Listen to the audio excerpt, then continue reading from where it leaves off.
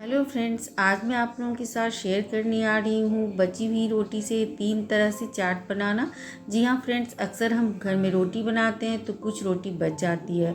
कभी कभी सुबह की रोटी हम शाम में यूज़ कर लेते हैं, लेकिन बची हुई रात की रोटी भी कभी कभी बच जाती है जिसका हमें कोई यूज़ नहीं होता है, जिसे हमें फेंकना पड़ता है। तो आज हम आपको बताएंगे दोनों ही रोटी से 3 तरह के चाट बनाना, तो पूरी वीडियो में बने रहिए।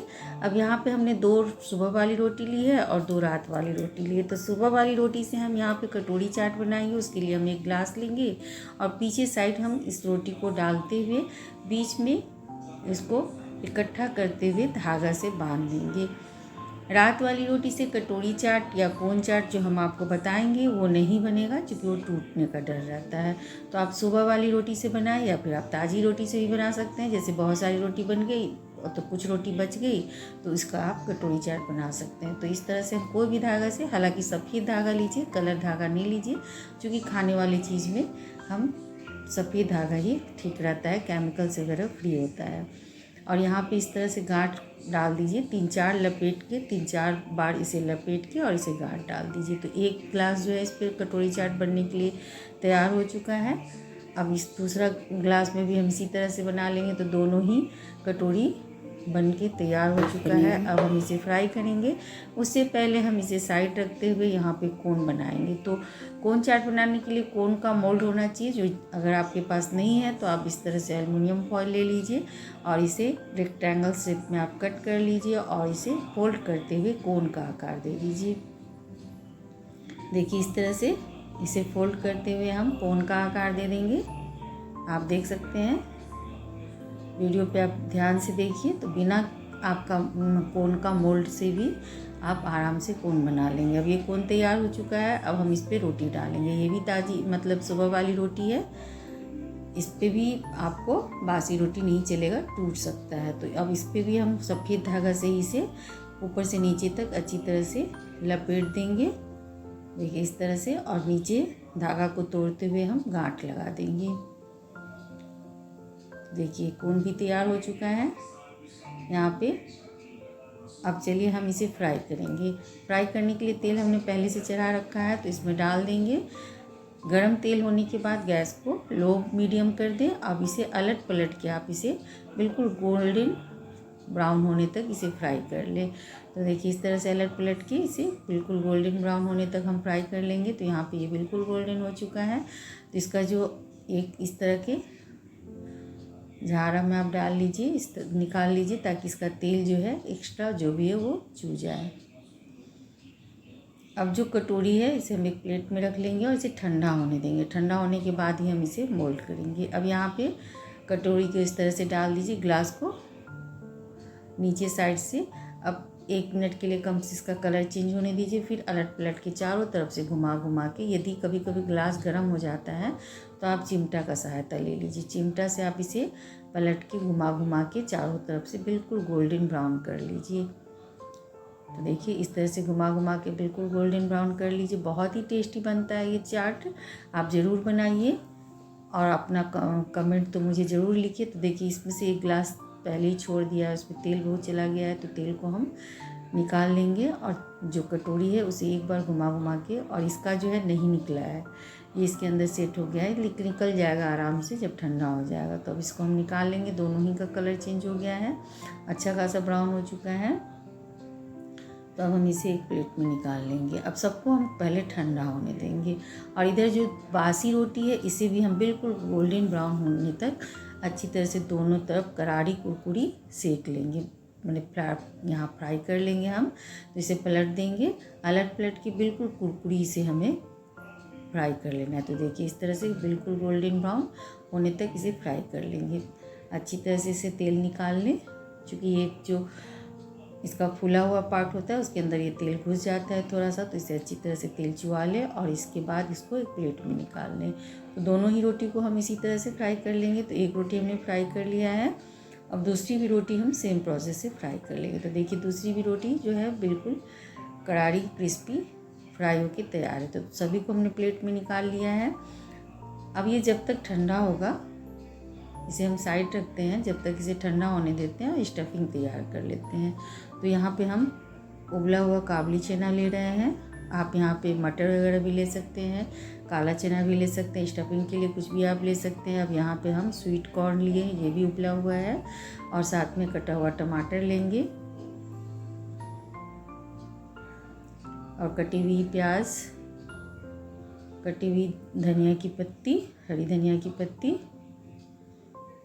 और कटी हुई मिर्ची भी हम लेंगे। इसे आप स्वादानुसार कम या ज़्यादा कर सकते हैं। अगर आप तीखा पसंद करते हैं तो थोड़ी सी मिर्ची और डाल दीजिए। और ये उबला हुआ आलू है जिसे हमने छोटे छोटे टुकड़ों में कट कर लिया, इसे भी हम इसमें डाल देंगे।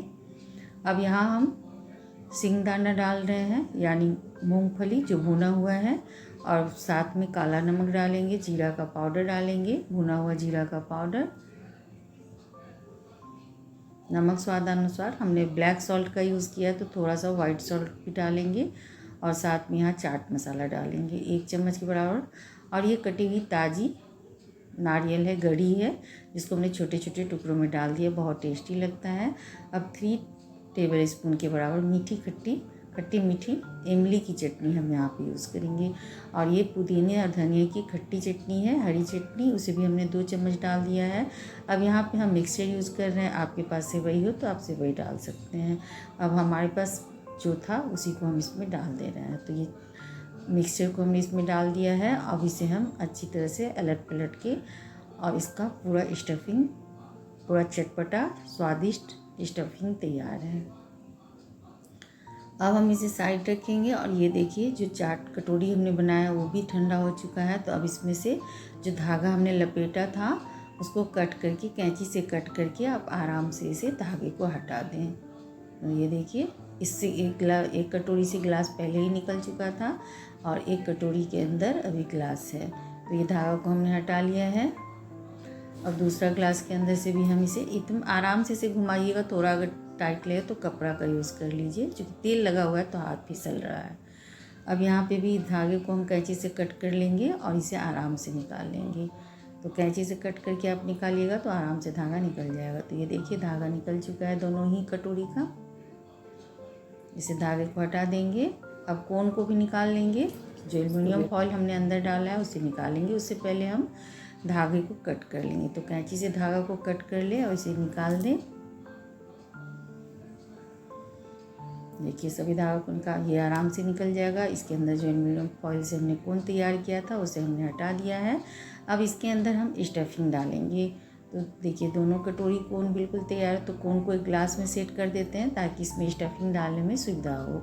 अब पहले हम इसमें 1 चम्मच मीठी चटनी को अंदर फैला देंगे। इस तरह से खट्टी मीठी चटनी जो इमली वाली है उसको हम कटोरी के अंदर पहले एक परत लगा लेंगे सभी कटोरी में, और कोन में भी। कोन में अंदर तक नहीं जाएगा, लेकिन जहाँ तक जाएगा वहाँ तक आप इसे लगा लीजिए।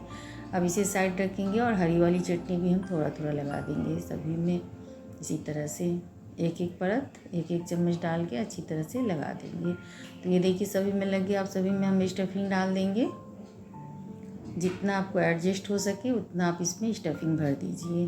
ये देखिए कोन में भी हम इस तरह से भर लेंगे। तो देखिए सभी में हमने स्टफिंग भर लिया है।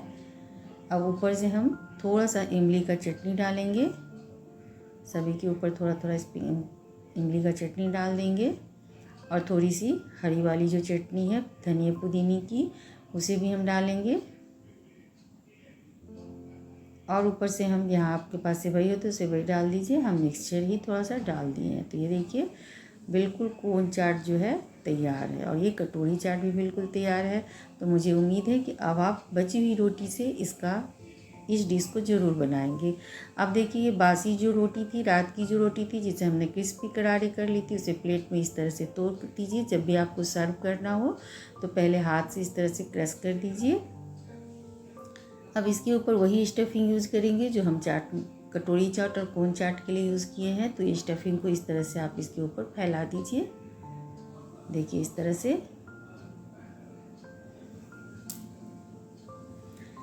हमने स्टफिंग को फैला दिया है। अब ये जो रोटी है इसको हम क्रश कर लेंगे अच्छी तरह से।